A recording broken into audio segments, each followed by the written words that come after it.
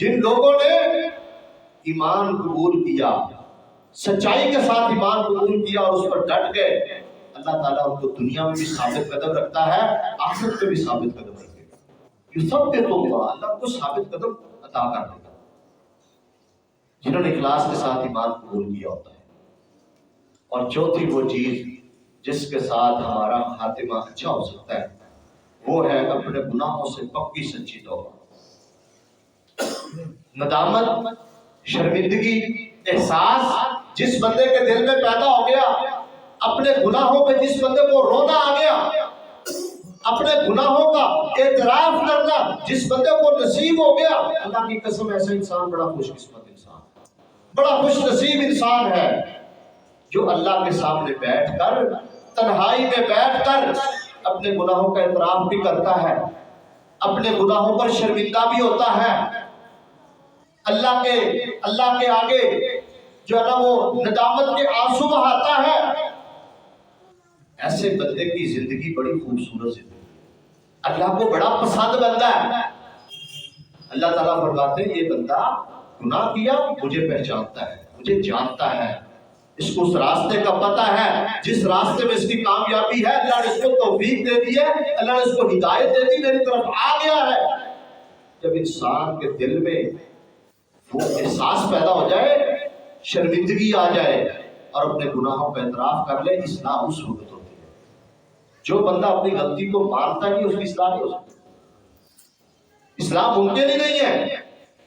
اپنی اصلاح اسی صورت ممکن ہے جب انسان اپنی غلطی کو تسلیم کرے، اپنے آپ کو مانے کہ میں نے غلط کیا، اللہ کے سامنے اپنی غلطی کو تسلیم کرے، ڈٹے نہیں، اپنے گناہوں پر دلیلیں نہ دے، اپنے گناہوں کو صحیح ثابت کرنے کی کوشش نہ کرے، بلکہ غلطی کو تسلیم کر لے، شرمندہ ہو جائے، اللہ تعالیٰ اس کی زندگی کے سارے گناہ معاف فرما دے۔ بلکہ جو لوگ سچے دل سے توبہ کر لیتے ہیں، ایسے لوگوں کے گناہوں کو اللہ نیکیوں سے تبدیل فرما دیتے ہیں، ان کے گناہ بھی اللہ نیکیاں بنا دیتے ہیں۔ یہ سچی توبہ کی ضرورت ہے۔ موت کی کیفیت شروع ہونے سے پہلے انسان پکی توبہ کر لیتا تھا غرغرے سے۔ ان اللہ یقبل التوبۃ ما لم یغرغر، نبی علیہ الصلوۃ والسلام نے فرمایا اللہ اس وقت تک توبہ قبول کرتے رہتے ہیں جب تک غرغرے کی کیفیت طاری نہیں ہو جاتی۔ جب جان نکلنا شروع ہو جائے، موت کا وقت آ جائے، تب توبہ کا کوئی فائدہ نہیں۔ فرعون نے بھی توبہ کی تھی، جب مرنے لگا، ڈوبنے لگا، غرق ہونے لگا، کہتا ہوں میں ایمان لے آیا ہوں، مجھے پتہ چل گیا ہے، اب حق میرے سامنے واضح ہو گیا ہے۔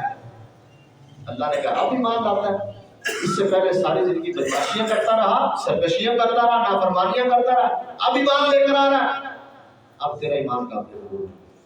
ایمان، توبہ، یہ موت سے پہلے جس بندے کو نصیب ہو جائے، اللہ تعالیٰ اس کی زندگی کے بڑے بڑے گناہ بھی معاف کرتا ہے، اور اللہ کو یہ بڑی پسند ہے۔ آپ اکثر اس عنوان پر بات سنتے رہتے ہیں، لیکن ہمیں احساس پیدا کرنے کی ضرورت ہے۔ ہم میں سے کون بندہ ہے جو گناہوں سے ابھر رہا ہے؟ کون ہے جس سے غلطی نہیں ہوتی؟ کون ہے جس سے گناہ نہیں ہوتا؟ کون ہے معصوم؟ کوئی بھی نہیں ہے، ہر بندے سے غلطی ہو جاتی ہے۔ توبہ کی عادت بنائیں، پھر اللہ کے ساتھ پکا عہد کرے کہ میں نے یہ غلطی کی تھی، مجھے احساس ہو گیا، مجھے شرمندگی ہو گئی، میں اعتراف کرتا ہوں، یا اللہ آئندہ یہ گناہ نہیں کروں گا۔ سچے دل سے توبہ کرے، اللہ تعالیٰ معاف فرما دے۔ یہ بھی حسن خاتمہ کی خوبصورت علامت ہے۔ جب انسان موت سے پہلے توبہ کر لیتا ہے، وہ آپ کو پتا ہے نا 99 قاتلوں کے، وہ قاتل جب 99 بندوں کا جس نے 100 قتل کر دیا، دل میں وہ احساس پیدا ہو گیا، شرمندگی پیدا ہو گئی، یہ داعیہ دل کے اندر آ گیا کہ یار ہو سکتا ہے میری بخشش ہو جائے، معافی ہو جائے، چلو اللہ سے معافی مانگتے ہیں۔ ابھی دل میں ارادہ ہی کیا ہے اور جا رہا ہے اس بستی کی طرف، ابھی راستے میں موت آ گئی، لیکن وہ شرمندگی۔ الندامۃ توبہ، نبی علیہ السلام نے فرمایا اصل ندامت توبہ ہے، احساس ہو جانا توبہ ہے۔ وہ ندامت اس کے دل میں پیدا ہو گئی ہے، وہ شرمندگی جو اللہ کو چاہیے تھی وہ اس کے دل میں آ گئی ہے، فرمایا اس کو معاف کر دیا۔ اللہ نے اس بندے کو معاف فرما دیا۔ اس لیے میرے بھائیوں، اگر ہم سب یہ چاہتے ہیں کہ ہماری زندگی کا خاتمہ بھی خوبصورت ہو تو پھر توبہ کریں، پکی توبہ کریں، گناہوں سے معافی مانگیں، اللہ کے سامنے گڑ گڑائیں، روئیں، گناہوں کا اعتراف کریں، یہ سیکھیں۔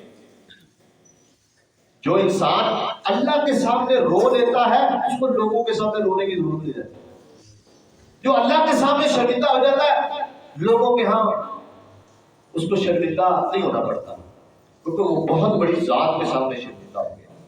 یہ شرمندگی اللہ تعالیٰ ہمیں عطا فرما دے، اللہ ہمارے گناہوں کو معاف کر دے، اللہ تعالیٰ ہمیں توبہ کی توفیق عطا فرما دے۔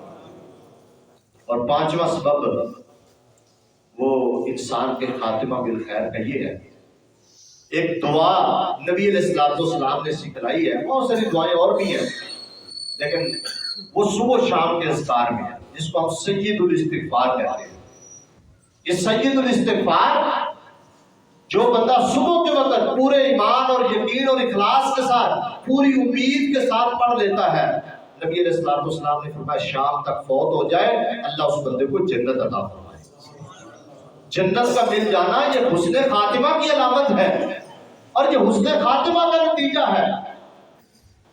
اور جو بندہ وہ دعا شام کے وقت پڑھ لیتا ہے، رات فوت ہو گیا وہ بندہ جنت میں چلا جائے گا، بشرطے کہ اس کا اللہ پر ایمان کامل ہوا، یقین ہوا، توحید پر کاربند ہوا، اعمال کی سستی، چھوٹے موٹے گناہ اللہ تعالیٰ معاف فرما دے، اللہ اس کو جنت دے دے۔